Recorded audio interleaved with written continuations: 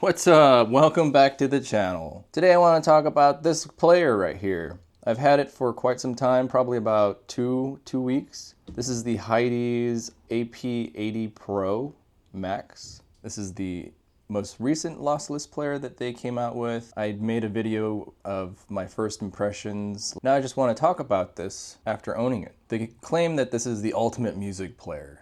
And, well, there are some quirks. I can't say this is the ultimate, but this is a very nice player. I'll mention more details in a second. But let's first check out this boot up time.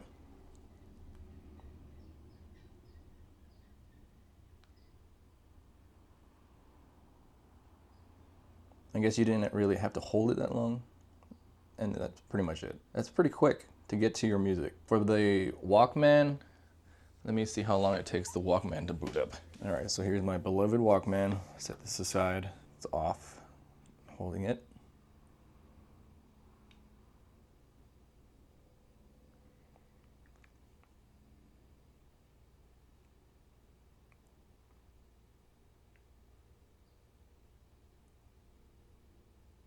It takes a long time.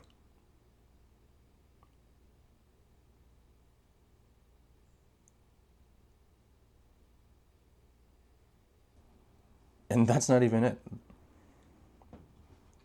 You still gotta have it load after you put your password in. Holy crap. Yeah, it takes a long time for the Walkman to boot up. This is the Walkman A105. This is one of my favorite music players, I guess. It's not really a hi-fi player. It just houses a lot of my music. And in this case, now that I got this, I really like this. I split my library into two devices. So all my processed music is over here. So like the D&B, rap, anything that's like kind of processed and synthy or whatever is not on this player. And this player has like a lot of my real instruments like Elton John and Blink and punk and rock and all sorts of, there's even opera. So that was the boot up time. So now once you go here, it's actually pretty quick accessing your music. Scrolling. My favorite is going through the albums. It pops up. The music experience is fast, but just getting to it is very slow. Going back to this, compared to the Walkman, here's music, all music. This is all music here.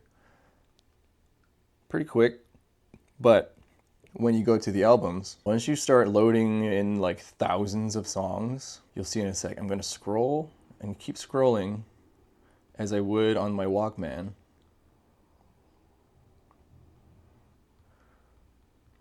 Let's see if I can try to get it to crash on camera. Oh, here it is. It's going to crash. Here it is. I think I got it to crash. Nice. Well, not nice, but you see what I'm saying? It does crash. With the Walkman, if I go to albums, you know, I can scroll like crazy and it's not gonna be an issue.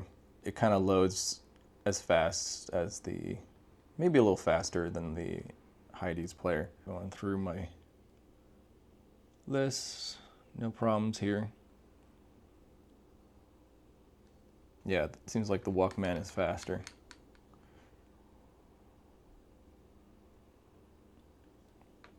Not too shabby.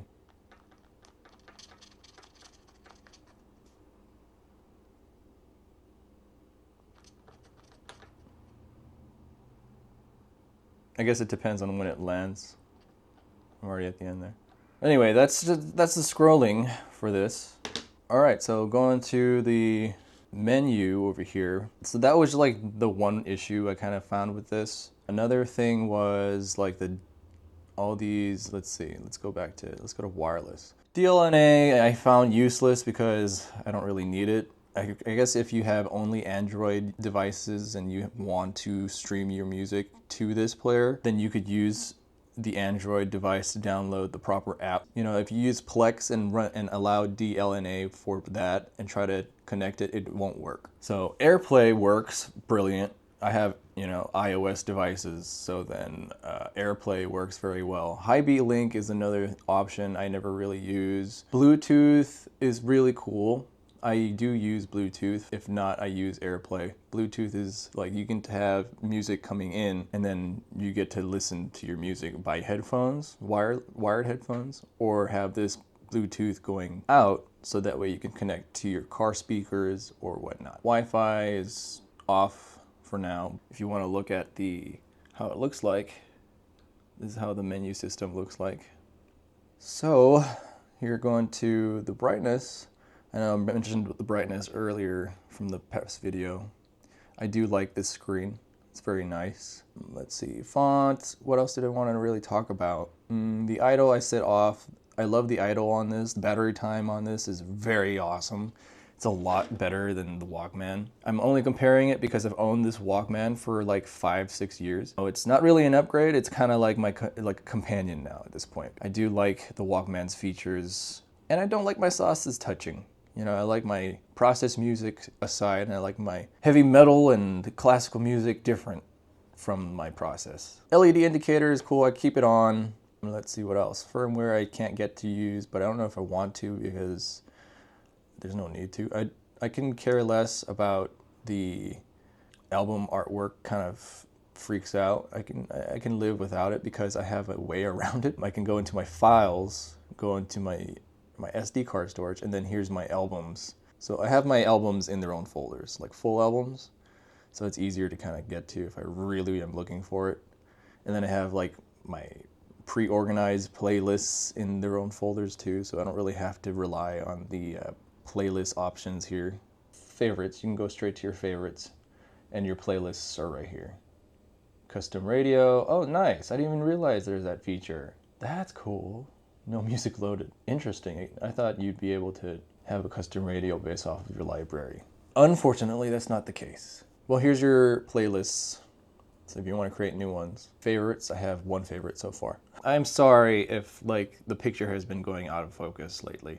I'm not looking at the monitor at all. I'm looking at the product. Like I said, I'm kind of not really in the mood to set up a lot of equipment today. This is a fun feature. Books. I have one book, Perfume, The Alchemy of Scent.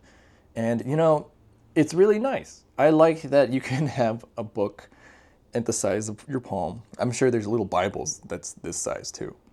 I do look at this, especially during lulls at work. But yeah, I like this. I like the option that you can have books on here. In order to have a book, your ebook on here, you have to convert your ebook into a text file. And there's ways to do that on Google. You could, you know, get your Google Books, download it to like whatever PDF or whatever the book file is, then convert that file into like PDF and then PDF to text or something like that. And then that's how you get your books from your Google library at least. Once you have it on your SD card, it could be in any pocket and then it'll just scan it. Here, I thought I erased this already. Delete file. Picked up a random text file. Yeah, overall, I really like this product. You know, you get what you pay for. It's not an Android device, so you're not going to be getting snappy responses in terms of like going into the apps and doing all that. You know, this doesn't seem to crash. You're relying on an Android and you're always having to update its firmware, and this is kind of on its last limb. There's not a lot of internal space in it, so it's like begging for me to upgrade or find another player. This is really awesome. I love the ability to plug in my balance headphones. Honestly, this whole thing alone, 3.5 or 4.4 millimeter jack is really a good connection. Really solid sound in both. Oh, I wanted to talk about the wallpaper. You could have your custom wallpaper. You basically choose dynamic cover. When you play your music, it would have your custom wallpaper. And unfortunately, you can't erase these. You can't take these off. Wow, it's like really bright. You can upload them, and then once it passes its own photos that you can't take off, you finally can see your own photos. I know with the FiiO disc, I was complaining that you can't have a custom wallpaper. Let's try to bring up some specs. The HiDiz ap80 Pro Max. Compact Linux-based HiFi OS. It features two ESS ES9219C DAC chips, so two of them, one per each channel. It has an Ingenic X1600E SoC. The touchscreen is 2.95 inches, supporting QMA 16X, native DSD 256, and PCM 32-bit up to 384 kilohertz. It has up to 12 hours of battery life. I can't complain about this battery life. I love the battery life on this. The battery capacity is 1300 milliamps, so 8 to 12 hours. Connectivity, okay, so connectivity, other than the 2.4 gigahertz Wi-Fi, it connects Tidal, so you can stream Tidal and Qobuz. It has the Tidal and Qobuz app. I don't use Tidal or have it, or Qobuz, so I don't really need it, never tested it. I'm sure it works fine. There's other YouTubers that have tested it and have talked about its ability. The Bluetooth 1.5 LDAC support works fine. USB-C bidirectional, so that means you could have audio going out to an external DAC. So let's say if you have another DAC, like one of these things, like this M6 double, which is basically a tube amp and a DAC, you can connect it via USB-C. The EQ. So this is what's really neat about this. This is kind of like a whole thing in itself. So if I go to settings, I can go to equalizer or MSEB. I can have it on. MSEB doesn't work with MQA files, but it works. You can enable it with like your regular FLAC, ALAC, MP3, whatever. This is really cool. I prefer adjusting the MSEB over the EQ. I like just the differences it makes. The EQ is cool. You have like a 12-band EQ. Oh, you have to set it first. Did I say 12-band? You have a 10-band EQ. You could reset it if you mess up. It's really cool. But I do prefer setting this guy over that. PEQ. This is what the PEQ feature looks like. You can go to like up to 9 bands, adjust your frequency, your gain. You could reset it, turn it off. You could adjust your DSD output mode. You could have it to DOP, native, or PCM. I don't have DSD music on here, so I don't really care to. What's nice is you could adjust your DSD gain options. Some DSD songs tend to be on the lower end of the volume, so you kind of want to up the gain on those. So that's a really nice option for that. This is a very musical device, I'd like to say. There's a lot of things you could do to kind of enhance your music experience. Similar to this Walkman, there's a whole music EQ app. You know, you can connect to, where is it? Filtering, output, DSD. So you kind of have some similar features on that. But, you know, this is about 400 bucks, 300 bucks. This is sub 200, so not bad. And it's also pretty sexy. I think it's sexier than the Walkman. I only have a few cons, and the cons are, one con is that this freaks out during album previews. Oh, here's a major con. File transfer by wire. I had to format this thing, like factory reset 3 times when I first got it. And that's because every time I plugged it into the Mac to try to transfer files, it abruptly ejected itself. And then it would corrupt the SD card. And then I would have to repair the SD card and then format, fix everything brand new again. And then I plugged it into the PC. It did that again. So then I had to do the whole thing all over again. So then I learned, do not, or at least for my device, not to connect by wire. And if I want to transfer music onto the SD card, I just do it the, primitive way and take it out of the slot and put it into an adapter and then just drag and drop into that. And that is the most reliable, safe way to transfer files onto this player. I don't want to lose my music again. I have my music backed up in a library, and I have that library streaming on Plex, which is how I get my music on my other devices. I want to be able to have my library and just not have to worry about it. So that's 2 cons. Wire transfer sucks, and the album artwork sucks. What else? What else sucks about this? Can't really say, because I do like this a lot. I do have to say the case is kinda not great at protecting. I unfortunately dropped mine. I'm not gonna really stare at it too long because I'm very mad at that. It happened even with the case. It's because of that little piece of exposure right here. That little piece of exposure was able to have contact with the ground. Voila, you got a little dent in the beautiful aluminum milling. So that's not really a con in this, that's a con in this. Why couldn't you just close that? Just close that. I know it could have been so much worse without the case. It could have been way worse. but still, just seeing that there was just like enough for me to dwell on. I love this player. It's sweet. I think it's very pocketable. It fits in the hand, feels great in the hand. Those are all pros. It's fast. The boot up time is fast on this. The artwork shows. I have all my artwork in all my songs show on this. Even on here it shows. So like it plays. Oh, another con. I don't know if it's because I have to do some sort of DSD output setting on here. It doesn't seem to transcode the DSD. Let's say if I want to turn this into an external deck, I could turn this into this.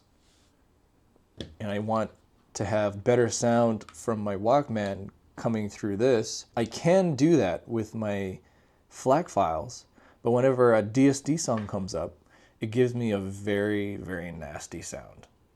It just sounds like computer processing. Like that's another con is, I'm not sure if it's something I have to dive into more, but it's not able to transcode DSD 512 in DAC mode, at least from my recent tests. So that's like a half con. But it does transcode and it does behave as a good sounding DAC, external DAC via wire. I guess I could talk about this wheel. This wheel here is kind of on the wobbly side. See that play?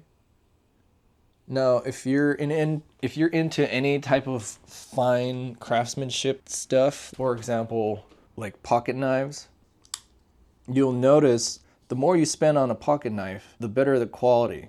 So look at the play on this knife. There's barely any play on this. This is like sub $200 pocket knife. This is one of my favorite pocket knives. This is Spyderco Paramilitary 3. This is their smaller one. See, there's like barely any play. It's dead center. I like to know that the product I'm spending on is well made. My point is, if I'm going to be spending more than $100 on something, I'd like to see that kind of attention to detail in craftsmanship, you know? If this was a $70 item, okay, fine. It's more than $70, so I kind of expect it to be well manufactured, like a fine pocket knife. And that's another con, but that's not really a con. That's just like really nitpicking. I don't know. There's a lot more pros than cons for this device. This one sucks at boot up time, but is fast in response. The battery life sucks. It always wants to update, always reminds me there's no memory. This one is not bad, you know, other than the slight cons I've mentioned. Given, I believe those cons, other than the little hardware issue, are related to not being an Android device. And, you know, when you're trying to get off the Android ecosystem and you're going through like Linux or proprietary OSs, you're going to be encountering weird quirks and kinks. So for a device that's not Android, it's pretty cool. I like this player a lot. Thanks for hanging out.